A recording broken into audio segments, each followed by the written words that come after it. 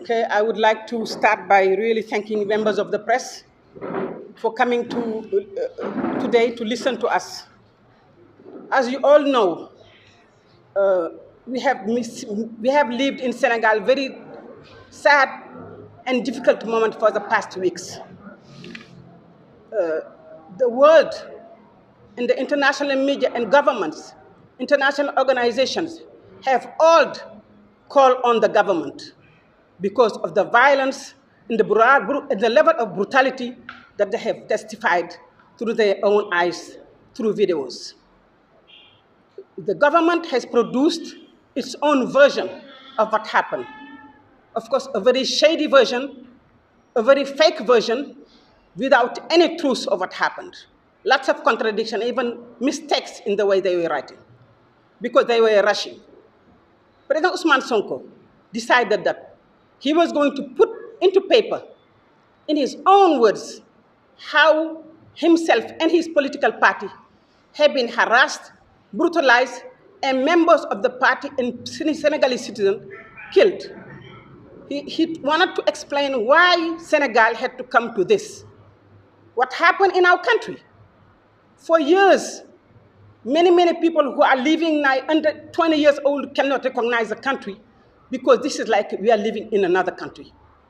So he wanted to really put on paper and video so that for the history and for the Senegalese people and the all international community can know that exactly what happened. And this was done through facts, evidence. Everything that has been put down in this document is based by facts and by proof on video and statistics. So I would just like to summarize exactly what happened, because it is important. You will receive the document in English and in Arabic and in French, but it was important for us to come today and just summarize what happened. We wanted to just go back to really what were the reasons for the Senegalese people to stand up as one person and resist this regime. Many people who came out were not members of our party. They were Senegalese citizens, young people, who really were upset and angry against the level of injustices that is being put on an opponent. Now, this is not the first time that it is happening, that President Macky Sall is really making sure that his opponent is put in a situation of not being able to campaign and be a candidate. But this time around, it really went to a very high, a new level, because there was no ground for accusation. So he used the justice system, two things, to really ensure that he could use the justice system, weaponize it against his opponent. He also used one weapon that needs to be remembered, change the voting law so that any candidate should be a voter before it can be a candidate. And in that, if you're condemned by the smallest verdict, you cannot be running for, and that is really what happened in Senegal.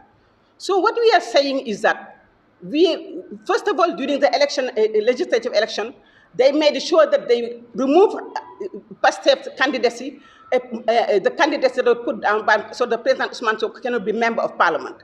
That was for them to open the door for now coming into all these cases. The case of Mr. Mambay Nya that you saw, that was spearheaded by the government, but that was really in a speed that we have never seen before.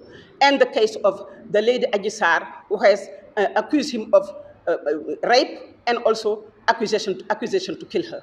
And the verdict was clear. The verdict was crystal clear. There was no rape, and there was not attempt to harm or to kill. Now, they come with another verdict that trying to prevent him from running for election. And this is why people came out. But what happened was, we saw the level of violence that the government has organized violence, that militia people, side by the gendarmerie and the police, shooting live bullet ammunition on Senegalese citizens, on youth, the level of torture that we have never seen before on people. Until just yesterday, we saw another case of torture. But also the repression on putting people in jail. And I just want to give the figures here. 30 people have been killed. 26 confirmed shot by gunshot killed, and 4 non-identified. So 30 people have been killed. More than 80% of those people killed were killed by gunshot wound. More than 80%. 157 people have been wounded. And among those wounded, 15 of them have been wounded by gunshot wounds.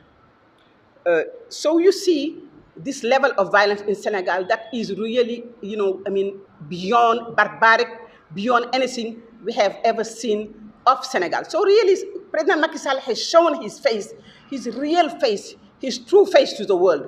And this is why they're now running around faking stories. Because when the Minister of Foreign Affairs stand up and state that the High Commissioner for Human Rights, the UN High Commissioner for Human Rights has congratulated Senegal, it is not true. The High Commissioner of Human Rights does not condemn, does not congratulate a president who shoots his own people. The High Commissioner of Human Rights does not congratulate a government just shoot its own people. What the High Commissioner of Human Rights said that Senegal is good at providing its reports on time. Now the reports can be true or fake, because these reports, when they are presented, there is an opposition, is a civil society report to counter the report of the government. So all the High Commission of Human Rights said that Senegal is good at giving report. Now it's one thing to give a report, it's another thing to tell the truth. And many times what is being put in this report are not true. So I just wanted to mention that.